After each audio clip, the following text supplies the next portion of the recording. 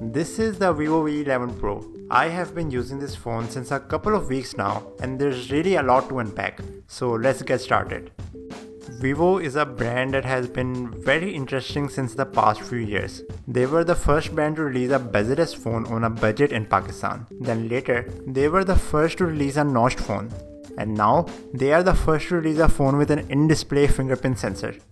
And after using the V11 Pro extensively, I've come to believe that this brand has made something special. And in my opinion, they have surpassed pretty much every other brand when it comes to engineering. The Vivo V11 Pro is their latest release. It's a phone with very minimal bezels, a pretty much non-existent chin, and a camera cutout. Considering the price of the phone, the design, especially the front panel, looks impressive. I hope I'm not selling it short, but just look at this thing. It looks amazing. I love taking the phone out, I love showing off with it, I love using the fingerprint sensor. The front panel of this phone is damn beautiful, and I'm very impressed and satisfied by the front design of this phone. Unfortunately, my praise for the design ends with the front panel. The rest of the phone is plastic, and I don't have anything against plastic. Plastic phones get a bad rap, but honestly, if you do plastic right, the phone can feel just as high-end as glass or metal. Like take the old Nokia Lumia phones.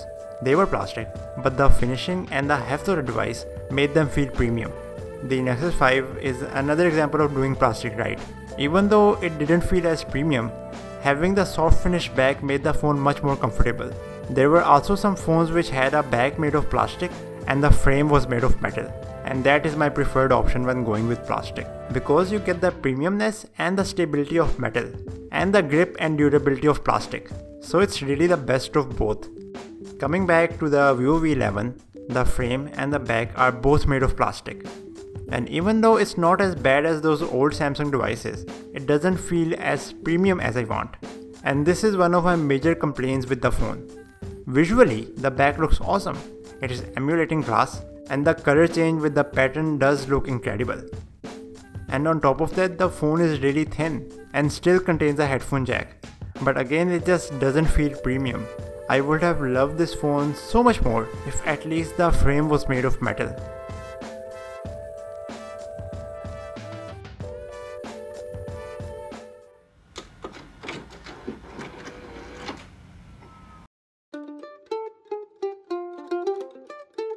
Every time we are talking about displays, I like to mention that I prefer AMOLEDs over LCDs. So when I started using this phone, I was really happy because this phone does have an AMOLED panel. The entire look of the front panel that I love so much could have easily been ruined if they went with a low quality display. But I am so glad that they went with a high quality, fantastic 6.4 inches display.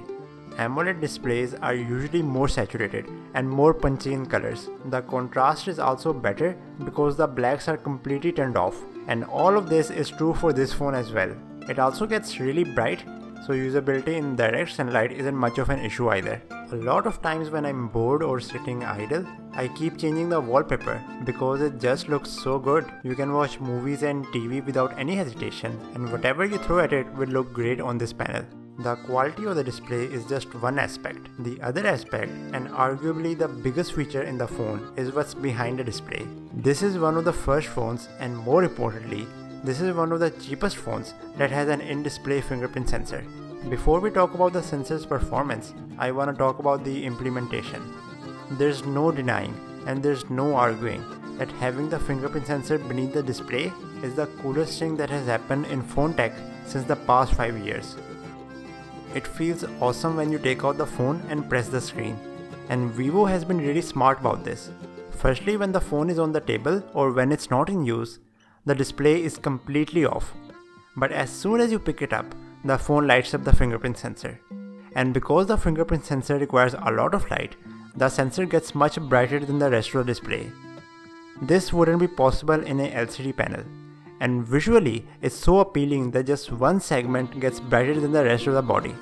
So again, Vivo's implementation has been really smart, especially considering the price of the phone. Let's talk about the performance of the fingerprint sensor. For me personally, the performance is fine.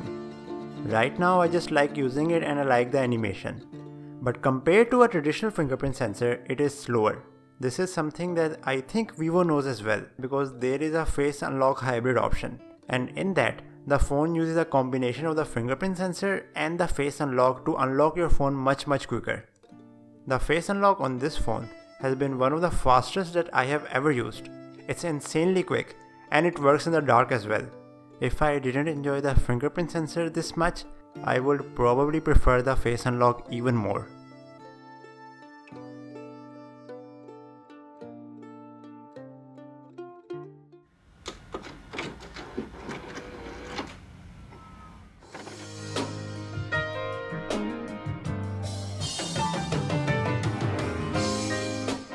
The Vivo V11 has a dual pixel setup on the back.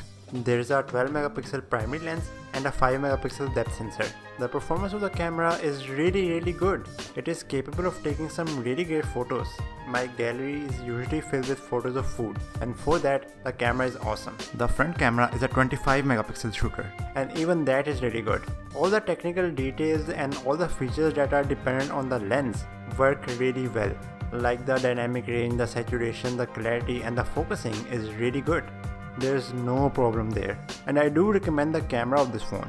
But fortunately, the problem is in the post-processing of photos.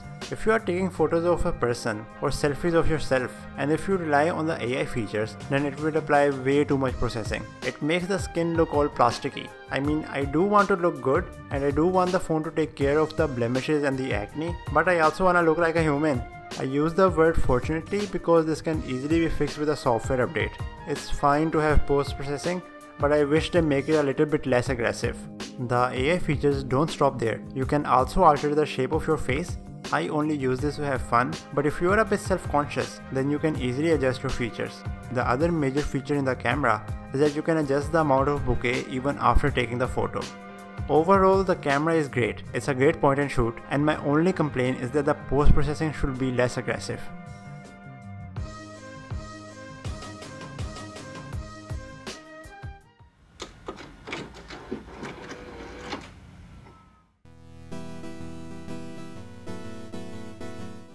When it comes to the performance, the V11 Pro is packing a Snapdragon 660 with 6GB of RAM and Android Oreo. The performance in this phone for the most part is great. There's not much lag and apps run without issues. I read a lot of comments saying that they wish this phone had a bigger processor, but honestly I don't really have any problem with the Snap 660. It's a great processor, and by keeping this one, they were able to add so many other great features in the phone, while keeping the price relatively low.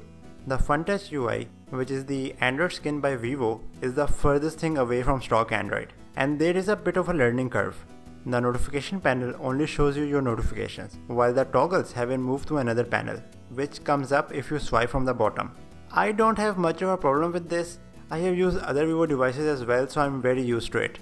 However, one thing I never get used to is the stock launcher. The stock launcher doesn't have an app drawer, and all your icons are available in pages next to your home screen. Unfortunately, these icons don't arrange themselves alphabetically, but instead they get arranged according to the time they were installed. And on the same page where all your icons are, you can put widgets as well. So as you can see, this setup looks very messy, and I can never remember which app is where unless I manually arrange them, which will take forever.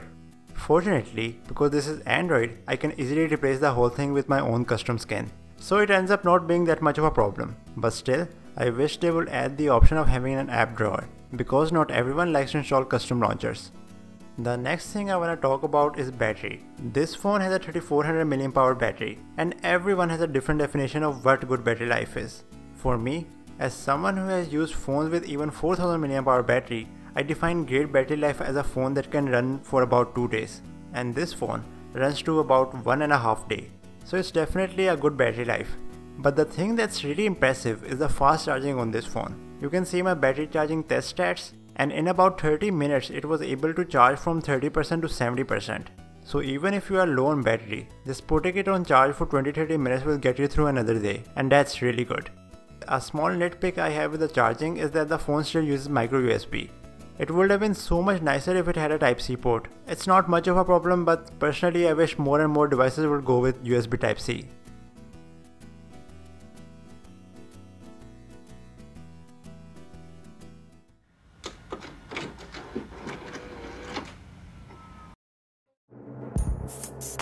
I have said it before in this video and I will gladly say it again. Vivo has really impressed me with this phone. They have reached a new level of respect from me and solidified themselves as a brand with the best engineering. I was excited to use the V11 Pro and it completely went above and beyond in fulfilling my expectations. Yeah, they could have made the build quality better, but in contrast to that, no other brand is giving an AMOLED display as good as this one with an in-display fingerprint sensor at this price, and for that I'll happily pay for it. In the end, this is one of my favorite devices of the year, and unless something better than this comes out in the next 3 months, I'm pretty sure this will definitively be my favorite device of the year.